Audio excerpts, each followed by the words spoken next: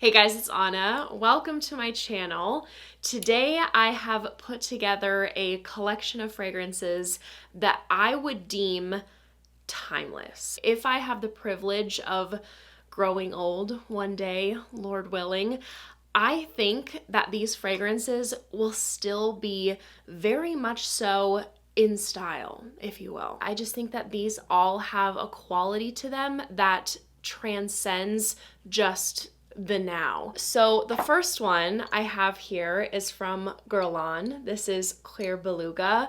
Guerlain does such a fantastic job with creating incredibly sophisticated, elegant fragrances. I cannot get enough of this scent.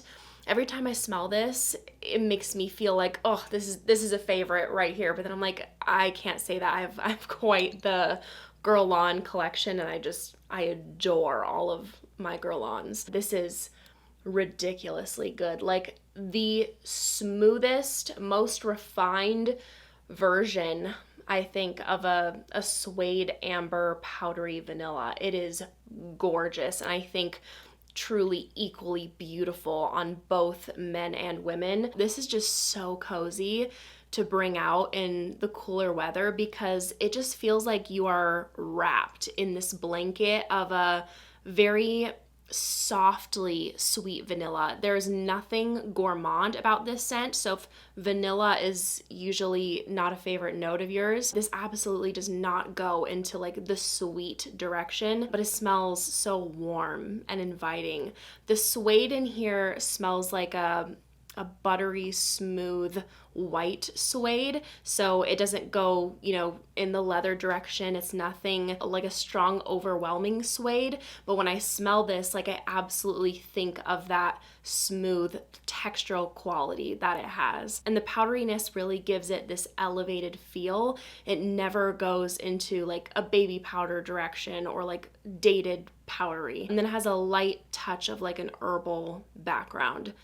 Gorgeous. This has a more intimate scent bubble, but I get about 8 hours out of it. Next up, we have Ylang Gold from Micallef. This is such a long time favorite of mine. Like this will absolutely be something that I will repurchase again and again and again. Ylang is one of my favorite florals, and it's definitely my favorite tropical floral, but this is just the queen when it comes to that note, I think. It is so smooth, and it smells like a beam ray of sunlight, goddess energy right here. And I love that although this is a tropical floral balm, it doesn't smell explicitly tropical to me, like your standard tropical or summer scent. It's creamy, there's vanilla, coconut, and the Ylang has banana facet to it. So it has this addictive yumminess to it, but it's not a literal gourmand by any means, but it's a floral that definitely nods in that direction. The creamy sandalwood does a beautiful job grounding this, and I think this would make an incredible wedding day scent or a perfume to bring on your honeymoon. It really suits those occasions. And I get about 6 hours with moderate projection. I think Another 13 from Labo is another timeless scent. It's a Your Skin but better perfume, and my goodness, is it better. It just really gives you that something, like you smell so clean when you wear this, but then so sexy in a way that's not trying, like not using a bold, complex, like sexy perfume in that way, but it just has this effect of like hugging someone that you're insanely attracted to. That's Another 13 for me. It has this subtle, like fresh men's cologne undertone to it, but this is perfectly unisex. It smells like you took, like I said, a dab of a fresh men's cologne and you're out in the woods right after it's rained. So you're getting the fresh smell of the trees. It's clean, musky, a dash of moss and pear. This is one of Eric's signature scents, and he's told me that out of all of the fragrances that he wears, Another 13 is the scent that gets him like the most unhinged reactions. People go wild for this one, and I get all day wear with a strong projection. Next up, we have Blanca from House of Bois.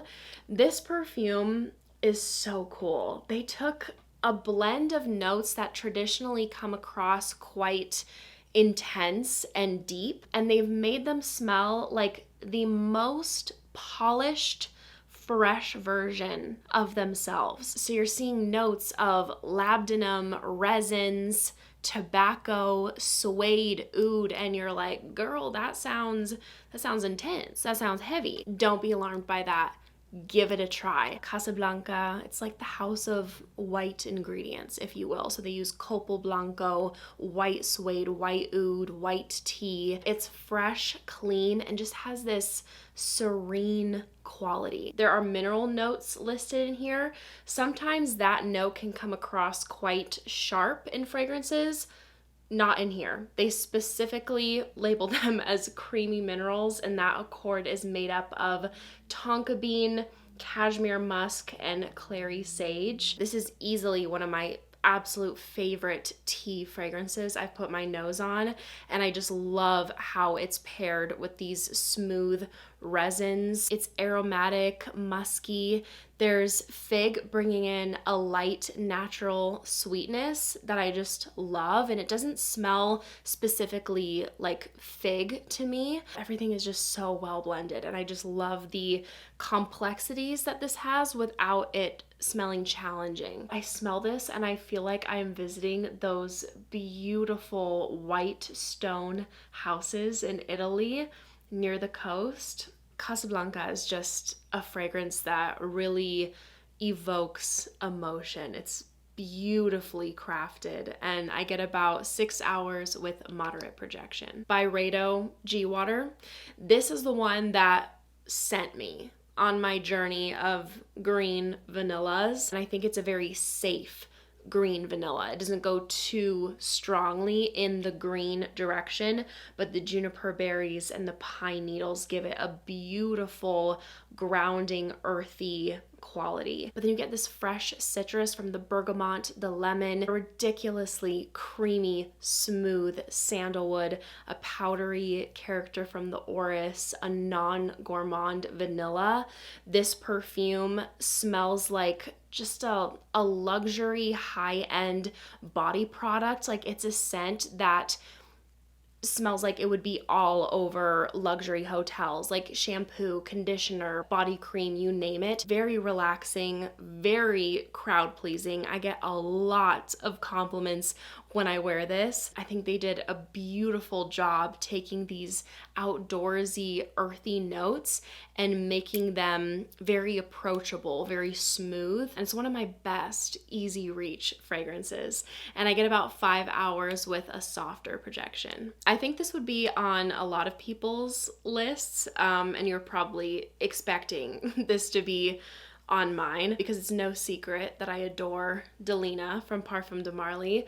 By far my favorite rose perfume. This is what opened my eyes to the world of rose. And while I still don't enjoy most rose fragrances, it opened my eyes to the possibilities, and I don't write it off when I see it like in a note breakdown. Now I definitely have a handful that I love, but this remains my favorite. That lychee rose vanilla musky combo is just something else. Like, it gets me every time. This uses what smells like a very modern, fresh pink rose. The lychee gives it this addictive, juicy, exotic fruitiness. It's tart from the rhubarb, and as this dries down, there's this powdery, creamy vanilla that comes through. It has just a bit of incense and wood grounding it. And then Delina has one of the most sensual musks. This perfume is so sexy, but then I also think it's quite versatile. It's not one-dimensional in the way that it's like only giving sexy. This can also work as a signature scent. It can work in a professional environment, and it can also be something for special occasions. I get all day wear out of this with a strong projection. If you love the note of orris, I think Celine Black Tie is one of the best. Like just a staple orris vanilla combo. This is simpler in its note breakdown, but it smells so elegant, so beautiful. Sometimes something that is simpler is exactly what is needed. And this perfume doesn't strictly smell like it's for a black tie occasion. Of course, it's beautiful for that as well, but it's a very versatile scent, well-rounded, soft, cocooning vanilla and orris mainly, with the supporting cedar and musk. It's luxurious, very classy, but can be worn casually as well. And I get about 4 hours with intimate projection. I wish I had this scent in an entire hair care line because it smells like the best smelling shampoo ever. Intro Ivory Musk from Fragrance World. And normally I find perfumes that are described as shampooy to be very underwhelming for myself personally, but this hits the spot. It's fresh, clean, musky, so that always feels great. It always feels great to feel fresh, to feel clean. There's a very delicate, soft, white floral element to this. The citruses give it a bit of juiciness, a bit of brightness, and then we have a soft, fruity sweetness coming in from blackcurrant. I feel like that ties the whole thing together, with also like a super creamy sandalwood. If you're not a lover of woody scents, this is not too strong of a woody perfume by any means. It's just got the perfect amount of like a little bit of this, a little bit of that. And smelling like clean high-end body products is never gonna go out of style. I get about 4 hours with an intimate projection. This is femininity wrapped up in a bottle. Mon Guerlain. This is the EDP. I also own the big full-size bottle of the Intense and have a nice dent in that one because I'm a die-hard fan of Mon Guerlain. This is a designer perfume that performs, and I also love its individuality. It doesn't smell like every other women's designer perfume. It's quite an identifiable powdery lavender vanilla DNA. And while a prominent lavender is often associated with men's fragrances, this screams woman because we have a blend of florals, iris being the other prominent floral to me. There's this beautiful, inviting, chic sweetness from coumarin and vanilla, and in the base, smooth sandalwood and a bit of patchouli and licorice, interestingly. Gives it a bit of a unique twist, but I wouldn't let those notes scare you as they're not loud. But if you like the sound of aromatic and powdery vanilla, I really think Mon Guerlain is one of the best you can go with. And I get all day wear out of this with a moderate projection. And then last but not least, we have Le Bois de Vanille. I think this perfume is fantastic transitioning season to season. I smell this personally and I think of a summer night because it has solar notes and coconut. It is a very joyful scent to me, but there's a very smooth amber in here. The vanilla to my nose reminds me of like a Guerlain style vanilla, and that duo still makes this work in cooler months as well. Smelling this perfume blindly, I would assume this would be a $300 perfume. It is so well blended, and it's around $80. I also love the presentation, black and gold accents. The cap here is very heavy, and I want to mention that the coconut in here doesn't give off any sort of sun product smell because I know there are people who are sensitive to that. It's definitely not your typical summer coconut. It adds to the creaminess. It smells very elevated. There is rose listed in here. Personally, I don't smell rose. I more so get like ylang ylang. Very smooth, balmy, lightly sweet, and resinous. And I get about 6 hours with moderate projection. Thank you guys so much for watching. I hope you enjoyed. If you did, make sure to give this video a big thumbs up and make sure to subscribe down below if you haven't already. If you want to see me in any more videos, I'd appreciate it so much. I hope you guys are having a great day, and I hope to see you in my next video. Bye!